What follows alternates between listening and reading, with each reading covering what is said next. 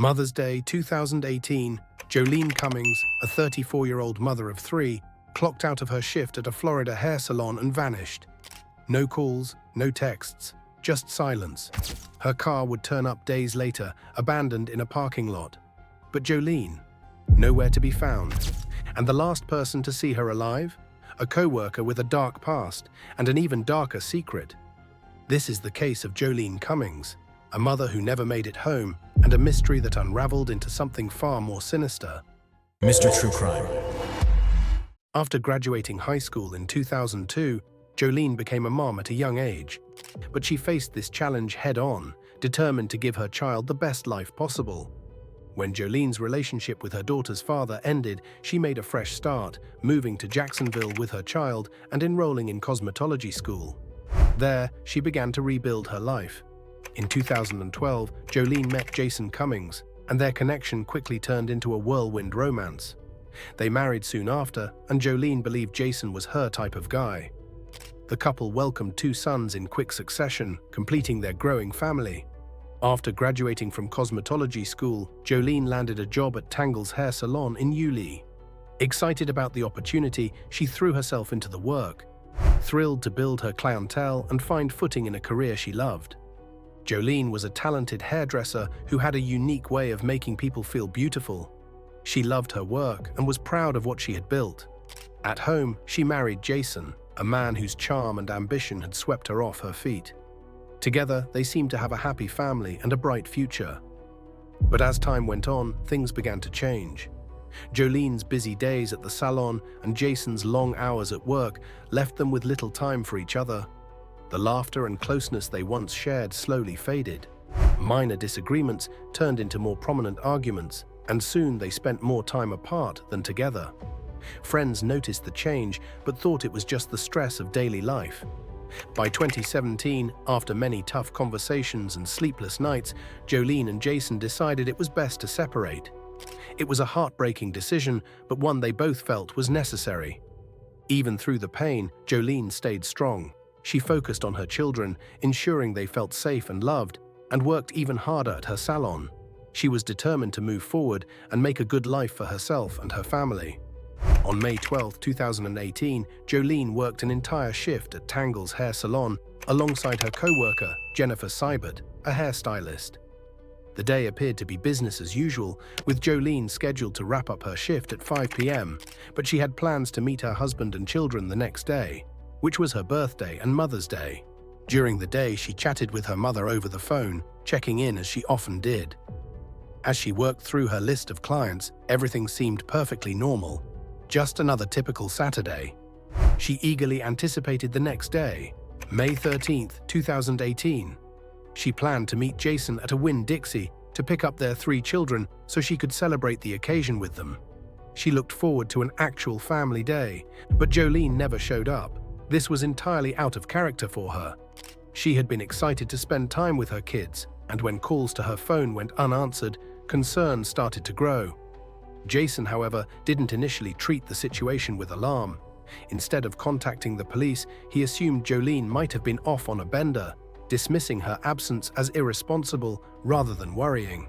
Her car was also missing, and her phone went straight to voicemail.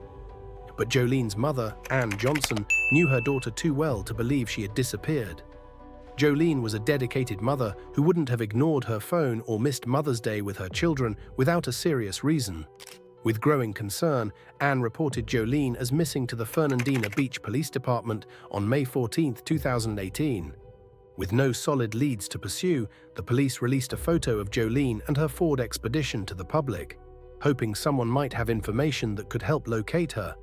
Investigators began retracing her last known movements and discovered that she was last seen at Tangle's hair salon during her shift. When they spoke with her manager, they learned that Joleen was scheduled to finish work at 5 p.m. on Saturday, May 12th. The salon had been closed the following Sunday and Monday, meaning no one had seen or heard from her. Understanding the urgency, the investigators set out to build a detailed timeline leading up to Joleen's disappearance. They contacted the owners of Tangle's hair salon and confirmed that she had been tasked with closing up the salon on that Saturday evening. This new information raised more questions. Did Joleen leave the salon safely? Did anything unusual happen before she left? The search for answers was just beginning. While investigators initially kept all possibilities open, including foul play by a stranger, the investigation soon revealed unsettling clues close to home. Joleen had vanished just hours before her birthday and Mother's Day. A disappearance made even more alarming when she failed to collect her 3 children as planned. Concern intensified when authorities learned more about the circumstances of her last known whereabouts. Detectives first visited Joleen's house, where her stepfather let them in with a spare key. Inside, the scene was troubling. Cabinet doors barely hung on their hinges, holes pocked the sheetrock walls, and a bedroom door was damaged. This wasn't normal wear and tear. It felt like a glimpse into a home that had witnessed turmoil. The detective immediately questioned, had Joleen made it home only to encounter danger there? The focus shifted to Joleen's estranged husband, Joleen Cummings. Married in 2013, the couple had 2 sons and a daughter from a prior relationship. But by 2018, their marriage had cracked, and the divorce proceedings turned bitter. While the children lived primarily with Joleen, Joleen sought shared custody. According to Joleen's mother, the tension only escalated when Joleen discovered Joleen was seeing someone new. Was this jealousy, or something darker? The detective made contacting Joleen Cummings a priority. Surprisingly, Joleen immediately admitted that the divorce and custody battle was messy. However, he firmly denied any involvement in Joleen's disappearance. He seemed genuinely alarmed that Joleen hadn't picked up their children as planned, and had even reached out to her mother in worry. To strengthen his claims, Joleen gave detectives full access to his cell phone and allowed them to search. His behavior and the lack of evidence in his vehicle helped ease some suspicions, though the detective didn't rule him out entirely. Alibis needed to be verified. Before leaving the interview room, Joleen remarked that redirected the investigation entirely. He pointed to Joleen's new boyfriend, Jason G., and described him as bad news, someone the police needed to question. When investigators dug into Jason G's background, red flags piled up. G, 37, had a lengthy criminal history, including an active warrant for violating probation tied to a 2017 drug charge. His record also featured arrests for aggravated battery, and 2 women had filed restraining orders against him for domestic violence. Even more alarming, just days before, Joleen herself had filed a domestic violence report against G. Deputies had named Jason G., her ex-boyfriend, a person of interest in her disappearance. Today, he appeared in Nassau County Court on an unrelated drug charge and probation violation. He has not been charged in Cummings' disappearance, and his family tells News4Jax G has an alibi. The report explained the damage detectives found inside Joleen's home. Destruction that was no longer a mystery, but a manifestation of G's volatile temper. As suspicions mounted, investigators went on to locate G. But he had vanished, leaving a critical question. Was he simply running to avoid arrest on his warrant? Or was he evading the inevitable questions about Joleen's disappearance? G was now the main person of interest, and investigators knew they were racing against time. It was all hands on deck, an officer later explained. Patrol units, detectives, and neighboring agencies were all mobilized. Everyone in law enforcement who had dealt with G before sprang into action. They checked the homes of family members, knocked on the doors of friends, and scoured every place he might hide. Then a breakthrough came. One of G's friends tipped the police off, revealing his hiding spot, a house in Hilliard. Officers quickly moved in. They found G hidden under a pile of cardboard in a back room, desperately trying to avoid capture. Joleen was not with him, but G wasn't walking away. With an outstanding felony warrant for a probation violation, he was taken into custody. The detectives immediately requested that G be brought to the Criminal Investigations Unit for questioning. When Detective Wayne met 37-year-old Jason G., he noted the man's disheveled appearance. G looked like someone who had been running for days, visiting friends and hiding out wherever he could. Despite this, G agreed to talk, but something raised an immediate red flag. His cell phone was missing. Throughout the interview, G insisted he had nothing to do with Joleen's disappearance. He claimed his evading from law enforcement was solely about the felony warrant, not Joleen. "I'm worried about her too," he told the detective. However, G admitted to having a heated argument with Joleen at her home on May 9th. Yet, he claimed they'd reconciled shortly after, even making plans to celebrate her birthday on May 13th. When she suddenly stopped responding to him, he assumed she'd simply changed her mind. Investigators were not convinced, but had little to go on. G's timeline matched the evidence they had so far. He claimed his last contact with Joleen was on May 12th, and he hadn't heard from her since. Despite his suspicious behavior, no solid evidence tied G to her disappearance. G's father, Ree, also defended his son, claiming he had been with him the entire weekend when Joleen went missing. Is there any way your son could be involved with her disappearance? My son had nothing to do with that girl's disappearance. You know, he come out here Wednesday. He's been with me all week on. Saturday, when the girl was supposed to be missing, me and him was here at the house all day long. However, Jason G's past cast a shadow on these claims. Court records revealed a history of violence, including arrests for aggravated battery, as well as 2 domestic violence injunctions filed by previous partners. One ex-girlfriend detailed an incident in 2011 when G assaulted her in a car while she was with her 2 young children. He allegedly forced her neck against the seat, destroyed her phone, and later returned to her home to break dishes and yell at her and the children. She described G as controlling and jealous. By this point, Jason G wasn't the only person investigators had to clear. Jolene's estranged husband, Joleen Cummings, was also no longer under suspicion as his alibi had been fully corroborated. With both men seemingly in the clear, there was once again at a dead end. But then a ray of light appeared when Joleen's car was found. On Tuesday afternoon, just 2 days after she failed to pick up her children, Joleen's Ford Expedition was discovered abandoned in a Home Depot parking lot. While the SUV was processed for evidence, there was still no sign of Joleen herself. Investigators had to examine the vehicle in a controlled environment, so they towed it to the sheriff's office. There, it would go through a forensic search. However, they found no immediate evidence pointing to Joleen's whereabouts during a quick inspection of the scene. One detail caught their attention, though: the presence of rust on the vehicle. In the Florida climate, rust can develop on a car's brake rotors in just a couple of days if it hasn't been moved. The implication was clear. The SUV had likely been parked in that lot for several days. The big question remained: how did Joleen's car get there? Investigators turned to the Home Depot's surveillance cameras, hoping the footage would reveal who had driven the vehicle to the lot. But their efforts were met with frustration. The SUV had been parked too far from the cameras to capture helpful footage.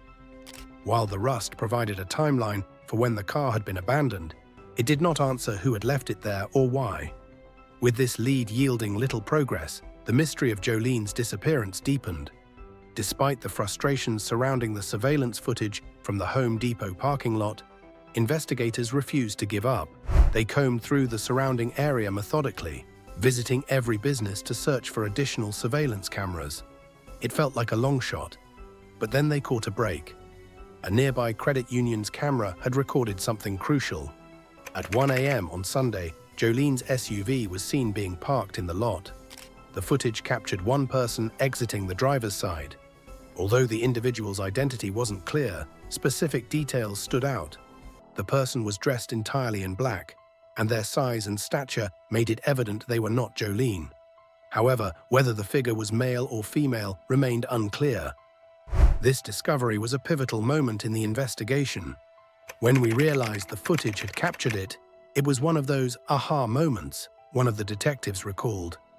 There it was, the vehicle and someone walking away. Even more promising, the footage showed the individual's direction after abandoning the car. Investigators determined the person was heading toward a nearby gas station, the only business in that area open at such a late hour. As the detective knew from previous cases that the gas station's video surveillance was excellent, if the person had walked inside, there was a good chance the cameras would capture enough detail for us to identify them. The focus now shifted to the gas station, where investigators hoped to find the evidence that would finally reveal the identity of the mysterious figure who parked Joleen's car, and potentially unlock the mystery of her disappearance. When investigators reviewed the gas station's surveillance footage, their persistence paid off. This was the breakthrough they had been waiting for, a clear image of the person who had just abandoned Joleen's SUV. The footage confirmed what they had initially seen at the credit union. The person leaving the vehicle was dressed in all black, but this time the video revealed much more. Within minutes of walking from Jolene's car, the figure approached the gas station and stepped inside. The cameras captured everything, her features and face, and it was unmistakable. The person in the video was Jennifer Seibert, one of Jolene's co-workers at Tangle's hair salon. In all black, Jennifer Seibert is caught on camera walking into a gate gas station on State Road 200 in Yulee. She looked anxious, like she kind of thought something was going on. The station attendant questioned by detectives 4 days later, looking for information in connection with the disappearance of Nassau County mother, Joleen Cummings. She had called the taxi company from my phone, and she was very irritable with the people on the phone. The video is time-stamped at 1:21 a.m. on May 13th. To be honest, I don't even know how she got to the store because she had me call her a taxi. Just minutes before this, a bank surveillance camera shows what police say is the missing mother's SUV being left in a Home Depot parking lot by the suspect. She went into this really weird conversation about what meth does to your body. The trail led back to the salon. The officers also learned from the footage that Jennifer had taken the cab back to Tangle's hair salon to retrieve her vehicle. Further digging revealed more lies. Jennifer Seibert was the one who had avoided speaking with Detective Wayne earlier and left a cryptic voicemail in the middle of the night. Now she was on camera, seemingly caught in a web of deception. But there was more. As investigators scrutinized the footage, they noticed what appeared to be scratches on Seibert's face. Potential signs of a struggle. For those watching the footage, the discovery was nothing short of electrifying. It was a double take. One investigator recalled, "You've got this co-worker who claimed she wasn't close to Joleen, yet she failed to mention she'd been driving Jolene's car the night she disappeared. And those scratches, they raise all kinds of red flags." This revelation cast Jennifer Seibert in an entirely new light. Once just a co-worker, she was now a central figure in the investigation. The big question remained, what had happened between Seibert and Joleen, and why? Investigators were about to find out. Desperate for answers, investigators revisited the Tangle's hair salon where Joleen was last seen. They re-interviewed her co-workers, searching for every possible detail. That's when someone mentioned something new: tension between Joleen and another person at the salon. This information opened up a new avenue of inquiry, possibly a new suspect. The owners of Tangle's hair salon also informed investigators that Joleen had been working alongside a new employee named Jennifer Seibert. On the evening of May 12th, they provided Jennifer's address and contact information, giving the police a lead. Law enforcement's first encounter with Jennifer Seibert quickly took a strange turn. The officers arrived at Tangle's hair salon to speak with Jennifer, as she was the last known person to see Joleen alive. The salon owner called Jennifer, who was driving to work, informed her the police wanted to talk to her. Instead of coming in, Jennifer pulled into the parking lot, then abruptly turned around and left, effectively giving herself the day off.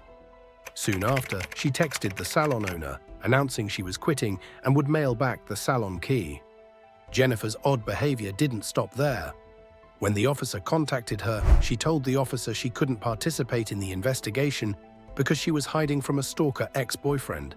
She claimed he was a skilled computer expert who would track her down if her name appeared in official reports. Despite being the last person to see Joleen alive, Jennifer refused to answer questions or cooperate with law enforcement. When the police requested her address from the salon's records, it turned out to be fake, raising even more red flags. Jennifer evaded questioning and provided false information, making the officers increasingly suspicious. She had gone from a potential witness to someone they urgently needed to track down. Authorities now knew they needed to find Jennifer Seibert, who was becoming less of a witness and more of a person of interest in Joleen's disappearance. What began as a missing person investigation was now taking a harsh turn.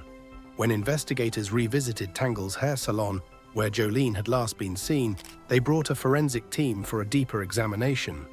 Nothing in the salon had initially seemed amiss, but now the meticulous search uncovered specks of blood. Investigators knew they had to go further. Using luminol and blue star spray to detect hidden bloodstains, they waited until nightfall, covering the salon's windows to ensure darkness. What they found was horrifying. Under the ultraviolet light, the salon lit up like a Christmas tree. Blood traces streaked the walls and floors, revealing the scene of a violent struggle, followed by an extensive cleanup. The amount of blood left investigators with one heart-wrenching conclusion: this was no longer a missing person case. It was a homicide. Detective Wayne recalled the realization: very few people lose this much blood and survive. The salon, from front to back, looked like it had been the site of a brutal fight and an attempted cover-up. With heavy hearts, detectives knew it was time to call Jolene's mother. They gently told her, "We've found what we believe is a crime scene at the salon, and it doesn't look good." As the investigation moved forward, another breakthrough came. Jennifer Seibert's cell phone was at a rest stop in a neighboring county. Police found her 2016 black Kia Soul parked among large trucks, with Seibert sleeping inside the cab. Officers woke her and ordered her out of the vehicle. It was immediately apparent she was trying to hide something. Her face was covered with heavy makeup and band-aids, likely to conceal scratches and injuries. Her hands, wrists, and arms were visibly scratched and bruised, and a patch of hair was missing from her head. When questioned, Jennifer claimed the injuries were due to having bed bugs in her car, where she had been living. When officers observed a large scratch below her left eye, things turned even stranger. When asked about it, Jennifer explained it resulted from running into a tree branch while riding her bike. Seibert repeated her earlier claims. She wasn't close to Joleen and knew nothing about her disappearance. When asked if she had ever been in Joleen's car, she flatly denied it, despite the surveillance footage showing her parking it. Investigators knew she was lying, but they still lacked enough evidence to charge her with Joleen's disappearance. However, the footage of her driving Joleen's car was enough for a warrant, and Seibert was arrested for grand theft auto. She was held on a $500,000 bond, booked into the St. Johns County Jail, and later transferred back to Nassau County. A search of Seibert's car yielded more evidence. Among her belongings was a hairstyling kit containing scissors with a dark substance lodged in the screw, later confirmed to be Joleen's blood. Investigators also discovered a receipt from a local Walmart, which told an even darker story. Seibert had purchased elbow-length gloves, ammonia, trash bags, and a large electric fillet knife. Detective Wayne was blunt about the implications. "This is someone living out of her car. She wasn't preparing Thanksgiving dinner with that knife. I knew what had happened. When I saw the cleanup items and trash bags, she dismembered Joleen to dispose of her body." With each new piece of evidence, the case against Jennifer Seibert grew more muscular, but it was clear that the search for justice and Joleen was far from over. A trail of evidence was located at multiple locations, including the salon, Jennifer's car, and a storage unit she had rented. These discoveries would later play a critical role in the courtroom. Investigators found documents, wigs, and other suspicious items inside the storage unit. Among them were 4 wigs, a Crown Royal bag containing 2 cut ponytails, and 3 cell phones. More disturbingly, they discovered blood evidence. Traces were found on Jennifer's boot, her sock, and a pair of scissors stored in the unit. Testing revealed the blood was an almost certain match to Joleen Cummings. For the 3rd day in a row now, the state attorney's office released a batch of new evidence. At 5, we told you investigators say they found Cummings' blood on Kessler's boot, as well as on a pair of scissors. The 2 women worked together as hairstylists. Cummings' body has yet to be found. Seated on a couch in an orange jumpsuit, Jennifer Seibert casually dropped a bombshell during a videotaped interview 48 hours after her arrest. "When you run my fingerprints through, they come up as Kimberly Lee Kessler," she stated, revealing her true identity. She confessed she was Kimberly Lee Kessler, a woman who had been evading the FBI for 25 years. What name do you want me to call you? Because I was talking to the detective that drove you up, and he said I might have been calling you by the wrong name. It's funny that St. John's didn't tell you. When you run my fingerprints through, they come up as Kimberly Lee Kessler. That's about it. So I would prefer to be called Kim. Okay. But Okay, I just want to make sure that I'm calling you by your right name. But if you run them through, I mean, the last time I got picked up was back in 1999, and I bonded out, and it took them, I don't remember, it was a couple weeks, I don't know if it was 2.5 weeks or 3.5 weeks before they actually matched them Matched up. them up? Yeah, it didn't but that was 1999, so maybe it was a little bit slower then. Okay. But I don't know, there's lots of people on the face of the planet, so maybe it still takes time. I'm not sure. Her confession wasn't entirely unexpected. Detectives had already begun piecing together her past, aided by a conversation between Kessler and another inmate, Brenda Brown, who later shared details with authorities. Brown said that Kessler had openly boasted about being wanted by the FBI, mentioning a former boyfriend who was a bank robber and claiming she had used 5 different aliases over the years. Kessler also hinted at grand plans, saying she wanted to write a book one day. Kimberly had been using the alias Jennifer Seibert and began to reveal her true colors. Kimberly Kessler has led more than a double life. Police say from a brunette to a blonde, the changing faces of Kessler fit her changing names. At least 17 aliases across 33 cities in 14 states. It is a lot of ground to cover for Nassau County investigators and the FBI. Yesterday, the News4JAX team showed you this list, 2 pages of names Kessler had stored on her iPhone that was confiscated by authorities. We counted more than 60 names, along with the words Satanist, witch, and evil, murderous gang. Front and center is the name Kurt Christopher Allen.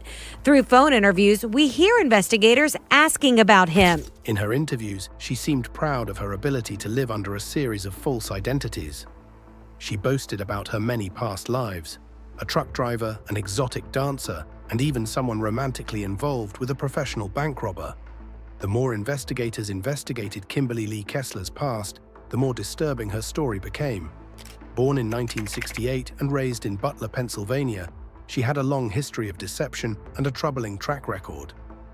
After high school, Kessler claimed to have fled her home, living under various aliases, including a false story about dating a bank robber in Arizona. However, investigations revealed she resided in Pennsylvania until 2004. At 35, she left her family in July 2004, stating she was heading south to adopt a new identity. The identity she assumed, Jennifer Marie Seibert, was the name of a 13-year-old girl who tragically died in a car crash in Germany in 1987 and was buried in Pennsylvania. Kessler had been reported missing by her mother in 2012, 8 years after her disappearance. Authorities concluded she was not genuinely missing. Instead, she was deliberately avoiding being found. Over the years, Kessler has used 18 different identities and lived in 33 cities across 14 states since 1996. Fake documents and identification cards confirmed her elaborate efforts to stay under the radar.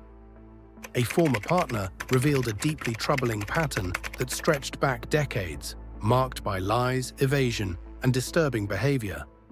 One of the accounts came from Edwards, who dated Kessler from 1997 to 1999. At that time, she was using the alias Melissa McKernan, though she later signed their son Evan's birth certificate under another fake name, Christina Melissa Brooke. Kessler claimed her use of aliases was to avoid her mother, but Edwards experienced firsthand the chaos she created in their lives. She often kept him away from their son, barring him from sharing pivotal moments like Evan's first Christmas and birthday. You had the chance to get an exclusive interview with Kessler's ex-boyfriend, the father of her child. We've known her by Kimberly Kessler, Jennifer Seibert, but this man knew her by not only another different name, but 2 different aliases. Yeah, absolutely. So when her son was born in 1998, she signed the birth certificate under Christina Brooks, but he knew her by Miranda McKernan. And he said that she said she was using these fake names to stay away from her family. And she was telling the family she was using these fake names to stay away from the father of her child. The situation broke out in 1999 when social services took custody of Evan following an incident involving a neighbor. In a desperate and alarming move, Kessler arrived at the social services office armed with a handgun, attempting to regain custody of her son. The attempt failed, and she was arrested. Shortly after, Kessler disappeared, leaving Edwards to face the custody hearings alone. He was ultimately awarded sole custody, and Kessler's parental rights were terminated. That was the last time Edwards had any contact with her. Edwards described Kessler's volatile temper and referenced a violent event that occurred around the time she lost custody of Evan. Though he refrained from providing specific details, Edwards admitted this incident solidified his decision to protect himself and his son from her influence. "She had a temper," he said after a pause, "and it was dangerous." Kimberly's mother, Connie Kessler, offered an alternative perspective. She explained that Kimberly started using aliases because Evan's father, Edwards, estranged her from their son, leaving aliases as her only recourse. Edwards, however, challenged Connie's account, highlighting inconsistencies he sees as attempts to justify or shift blame for Kimberly's behavior. She's had 2 relationships and both of them were abusive. Like she told me, she felt like a loser. That broke my heart because I never once thought that she was a loser because of what happened to Evan. I knew there was so much more to the story. The accounts from Edwards and others, including former boyfriends, friends, and ex-husband, painted a dark picture of Kessler's life. The common thread for those who encountered her was clear. Kessler was a master manipulator who left devastation in her wake. But somehow, Joleen had seen through the facade. She had confronted Kessler, accusing her of being a fraud. "You're not who you say you are. You're fake. I'm going to find out who you really are," Joleen had reportedly said, and that, investigators believed, was the trigger. Kessler saw Joleen as a threat to the carefully constructed web of lies that defined her life. Kessler's behavior shifted when asked directly about Joleen's disappearance during the interview. Every time Joleen's name came up, she grew silent, her earlier arrogance replaced by icy stillness. Finally, she shut down entirely, requesting legal counsel. Though it was her right to remain silent, the investigators had already heard and seen more than enough to deepen their suspicions. She denied any involvement in Joleen's disappearance and refused to offer any insight into her whereabouts. The evidence against Kessler continued to pile up. Surveillance footage from a restaurant near Tangle's hair salon captured events. On the night Joleen disappeared, Kessler was seen making multiple trips to the dumpster behind the salon, carrying heavy garbage bags each time. The camera also captured her struggling to haul a large blue plastic bin into the nearby wood line. Moments later, she was seen dumping liquid from the bin into the woods. When investigators searched the area, they found the blue bin discarded at the edge of the woods. Inside, they discovered traces of blood and a fingernail. DNA testing confirmed what everyone feared. It belonged to Joleen Cummings. This was no longer circumstantial evidence. It was an undeniable connection between Kessler and Joleen's violent end. The weight of the surveillance footage was staggering. It appeared to show Kessler methodically disposing of evidence and likely Joleen's remains. Detectives put it bluntly, "What we're seeing on this video is beyond disturbing. This isn't just trash, these are human remains, and her struggle with that bin tells us everything." While Kimberly Kessler continued to deny involvement, the video, the blood, and the DNA left no doubt. Joleen Cummings wasn't coming home, and justice was closing in on her killer. Even without a body, investigators were confident enough to charge Kimberly Kessler with first-degree murder. They believed there was a high probability that she had dismembered Joleen, disposing of her remains in a way that would make them nearly impossible to recover. The case against Kessler moved forward, her dark past and bizarre behavior only adding to the weight of the charges she faced. When the news of Kimberly came out, social media buzzed with people's comments and posts, and many individuals who had previously dealt with her came out. There were scratches on Kessler's face, which looked like someone had grabbed or clawed at her. He described the marks as deep and scattered across her cheekbone, almost like finger marks from a struggle. This information about dumping trash bags prompted an extensive search at the Chesser landfill in Charlton County, Georgia, involving deputies and the FBI. Despite their efforts, no human remains were recovered. The absence of Joleen's body has made the case even more heart-wrenching for her family, though authorities remain confident in the overwhelming evidence against Kessler. 2 weeks before Joleen Cummings went missing, Kimberly Kessler's internet search history revealed concerning behavior.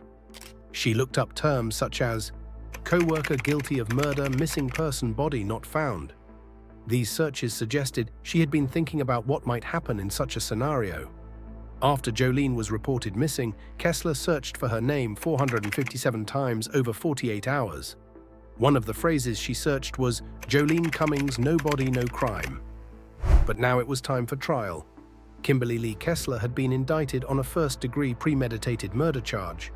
The indictment, issued by a grand jury, came after an extensive investigation that involved hundreds of interviews with people connected to Kessler, including her former boyfriends, family members, and salon customers who last saw Cummings alive.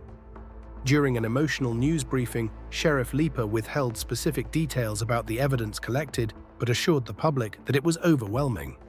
A grand jury was convened. As a result of that hearing, we are announcing the additional charge and arrest of Kimberly Kessler, also known as Jennifer Seibert, for the first-degree premeditated murder of Joleen Rebecca Jensen Cummings.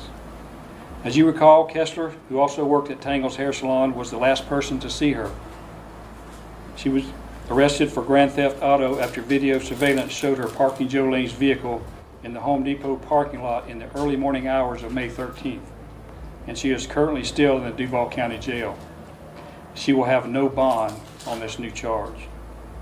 Investigators from NCSO, the FBI, FDLE, and the State Attorney's Office worked tirelessly gathering critical evidence that enabled this indictment to be reached. But for their hard work, we may not be here today. They conducted hundreds of interviews, gathered a lot of physical and forensic evidence, searched through hours and hours of video surveillance, and also searched cell phone records. They interviewed several customers who went to Tangle's on the last day Joleen was seen, and interviewed witnesses who saw Kessler on that day and the several days after, until she was located and arrested at the rest area in St. Johns County on the night of May 16th. They also interviewed Kessler's former boyfriends and family members in order to get a picture of who she is. As I have stated before, she had gone by several aliases, living in numerous different cities in 14 different states. I'm not sure what she was hiding from, but this time she came to the wrong county and she messed with the wrong people. And hopefully she will never have the opportunity to do anything like this again. However, he emphasized the importance of finding Joleen's body to strengthen the case further, and more importantly, to bring some closure to her grieving family. Leeper pointed out that Kessler is the only one who knows where Joleen is, but she has refused to provide that information. On January 17, 2019, Kessler made her first appearance in court. Kimberly's behavior during her legal proceedings reflects a tumultuous attempt to resist or disrupt the process. Initially, Kimberly was deemed incompetent to stand trial, both mentally and physically, leading to a postponement. However, after months of observation by a state psychologist, the judge ruled her competent, noting no signs of functional impairment, allowing the trial to proceed. Kimberly actively sought to hinder the process further through extreme measures. She engaged in a severe hunger strike, lasting 56 days, which left her dangerously malnourished. A petition from the Nassau County Sheriff's Office highlighted Kessler's refusal to eat or accept medical care, leading to severe weight loss. Her weight dropped from 196 pounds to just 74 pounds, leaving her in a skeletal state by the time of the trial. She was attempting to kill herself through starvation and lacked the resources to force-feed her in jail. She also refused medication, threw feces at guards, and made multiple suicide attempts. Her actions highlight the extraordinary lengths she went to delay or avoid the trial. Sheriff hasn't remained here much longer. No, we may want to put her on mute while we finish this, Judge. It's fine. Let's just put me back on myself. Sam, come back. I want to get rid of the public defender's office. Yeah, exactly. Jordan Beard is Johnson's nephew. Jordan Beard is Joleen's cousin. Jordan Beard is Johnson's nephew. Jordan Beard is Joleen Cummings' cousin. Jordan Beard is Joleen's cousin. Joleen's cousin. Jordan Beard is Joleen's cousin. Jordan Beard is Joleen Cummings' cousin. Jordan Beard is Joleen's cousin. And I refuse this assigned counsel. I refuse the public defender's office. I refuse it. I have refused it. I refuse the public defender's office. They appointed Jordan Beard, Joleen Cummings' cousin, as my public defender. You ready to begin today? No. Okay, Ms. Kessler, appears that today will be the last day that the state will be presenting evidence, and the defense will then be afforded the opportunity to present evidence today, so I want to make sure you're aware of that.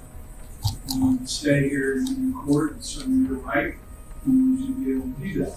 Sure, I can stay up here and I'm going to say what I want, when I want, how I want, which you silenced me for years. You silenced me for years. So let everyone know this is just the tip of the iceberg. Jordan Beard, public defender, is Joleen Cummings' cousin. Along with his brother Josh. Yeah, you swept it under the rug for 3.5 years, along with her father, her stepdad, who runs the jail, who recently retired. He still comes in. The trial judge dismissed the petition, agreeing with the state attorney's office. They emphasized that Kessler's declared competency and constitutional right to privacy allowed her to refuse medical treatment. The ruling emphasized Kessler's right to privacy even in the face of her life-threatening starvation. It also raised complex questions about balancing an individual's autonomy and law. Kessler's trial for the murder of Joleen Cummings was one of the most disturbing and tense legal proceedings in recent memory, marked by shocking behavior from the accused and meticulous work by both the prosecution and the defense. The case, which began after Joleen disappeared in May 2018, unfolded like a puzzle. The prosecution built a detailed case against Kessler. They began by outlining the timeline of events leading up to Joleen's disappearance, painting a picture of a troubled relationship between the two women.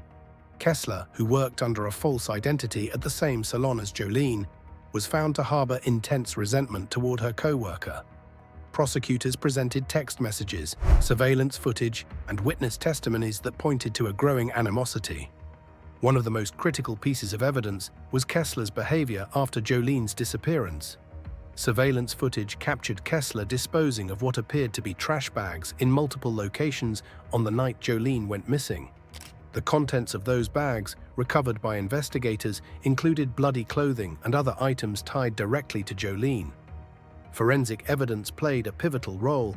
Bloodstains matching Joleen's DNA were found in her car, which Kessler was seen driving after her disappearance.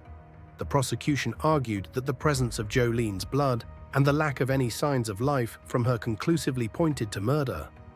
Additionally, investigators discovered that Kessler had searched online for terms like "how to make a missing person" and "how to clean up blood," further linking her to the crime. The defense, however, attempted to cast doubt on the prosecution's narrative. They argued that there was no direct evidence linking Kessler to Joleen's death since a body was never found. They suggested that the evidence presented was circumstantial and could not prove beyond a reasonable doubt that Kessler was guilty of murder. The defense also focused heavily on Kessler's mental health, portraying her as someone who was deeply disturbed and incapable of standing trial. They argued that her erratic behavior was evidence of severe mental illness rather than guilt. They hoped this strategy would secure a reduced sentence or sway the jury toward leniency. Kessler's behavior during the trial added another layer of tension. Initially refusing to attend the proceedings, she was placed in a separate room with a video link to the courtroom. When she did appear, she disrupted the trial by yelling profanities at the judge and the jury, sometimes screaming incoherently or mocking the court. She was removed from the courtroom multiple times to prevent further chaos. Her refusal to eat led to dramatic weight loss, adding a macabre visual element to an already chilling trial. I'm also assistant public defender. Despite the defense's efforts, the weight of the evidence presented by the prosecution proved overwhelming. The forensic evidence, combined with Kessler's incriminating internet searches and her suspicious behavior following Joleen's disappearance, left little doubt in the minds of the jury. After deliberating, the jury found Kessler guilty of first-degree murder. Kimberly Kessler found guilty today of murdering Joleen Cummings. Cummings' mother embraced her family and the state attorney moments after the verdict was read. The judge, noting the brutal nature of the crime and Kessler's lack of remorse, sentenced her to life in prison without the possibility of parole in January 2022. Nearly 4 years later, Joleen went missing. Therefore versus Kimberly Kessler, aka Jennifer Marie Seibert. Verdict count 1, first-degree murder. We, the jury, found the defendant guilty of first-degree murder as charged in the indictment. The verdict brought some closure to Joleen's family, though the pain of losing her remained. Kessler was transferred to the Florida Women's Reception Center to begin her life sentence. Her departure was a relief for the deputies who endured her behavior, and the sheriff marked the moment with a celebration for his team. But one person solved this case, and that was Joleen. Joleen left her blood, and she left her DNA, and that's what got her. That's what helped us close this case out. While justice had been served, Joleen's family continued to grieve their unimaginable loss. The possible motive behind Joleen Cummings' murder appears rooted in Kimberly Kessler's fear of being exposed. Joleen had confronted Kimberly, expressing suspicions that she wasn't who she claimed to be and planned to look into her past. Given Kessler's history of living under assumed identities, it's plausible she killed Joleen to prevent her secret from coming to light. However, the whole truth remains elusive. Kessler has consistently refused to cooperate with the police, leaving many unanswered questions. Tragically, Joleen's body has never been found, and it's unlikely it ever will be. The loss has left two young boys without their mother and a family searching for closure they may never fully find. After Kimberly Kessler was sentenced, the heartbreak for Joleen Cummings' family continued, as Joleen's remains were never found. Despite the guilty verdict and life sentence, Joleen's mother made a public plea to Kessler, begging her to reveal the location of her daughter's body. For them, knowing where she rests would offer some solace amid their grief. Sadly, Kessler's refusal to cooperate has kept this final piece of the puzzle out of reach, leaving the family with unanswered questions and an enduring sense of loss. I do have a message to Kimberly Kessler, as from one mother to another mother. I know that you feel the pain of not being able to see your son, but if you could find it within your heart to tell us where the remains of my daughter, where are the remains of my daughter? Give us some closure. I'm asking you from one mother to another. As Mother's Day approaches, most families are making plans to celebrate. But for Joleen Cummings' family, it's a painful reminder of her absence. Since her disappearance on Mother's Day weekend in 2018, they've faced another year without her, a mother of three, taken too soon. Despite Kimberly Kessler's conviction for Joleen's murder, her remains have never been found. In his first ever television interview, Joleen's husband, Jason Cummings, opened up about the lasting impact of her loss. He spoke from Buchanan Park in Hilliard, Florida, where a memorial bench dedicated to Joleen sits, a heartbreaking substitute for a gravesite. They don't have a gravesite to visit, Jason said of their children. This is the only thing they have to remind them of their mama. Jason reflected on their life together. The two met as kids in the same neighborhood and reconnected years later through social media. Jason moved in when Joleen needed a roommate, and what started as a friendship blossomed into love. The best time of my life, Jason recalled with a smile. They married and raised two sons, and Joleen's daughter from a previous relationship joined their family.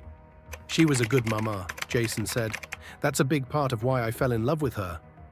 Jason still cannot understand what happened on that Mother's Day weekend. At the time, the couple was separated and going through a divorce, but they were co-parenting their boys. Joleen was supposed to meet Jason to pick up their children, but never showed up. Concerned, Jason called her mother, Ann Johnson, who hadn't heard from her. Ann reported her missing the next day.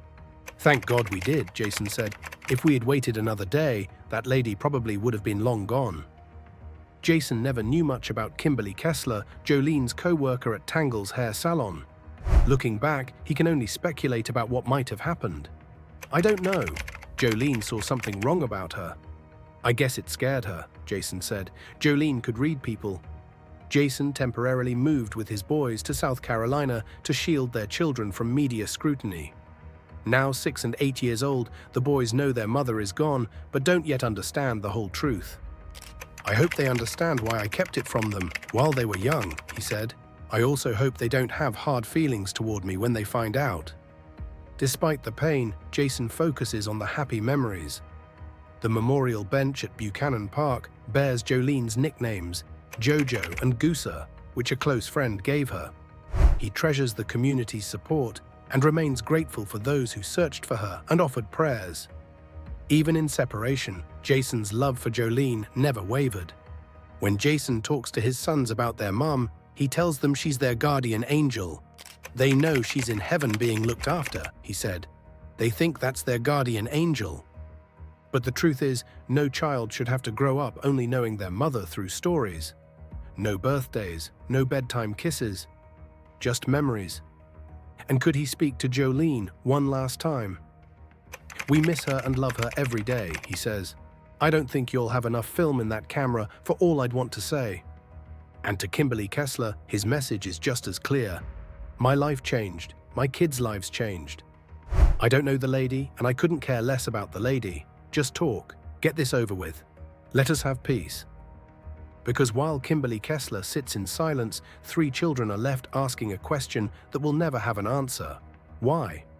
Justice came after years of perseverance for Joleen Cummings' family, but not all families find such a resolution. In December 2013, Heather Elvis, a bright and ambitious young woman, disappeared under mysterious circumstances, leaving behind a locked car, a trail of secrets, and a heartbroken family.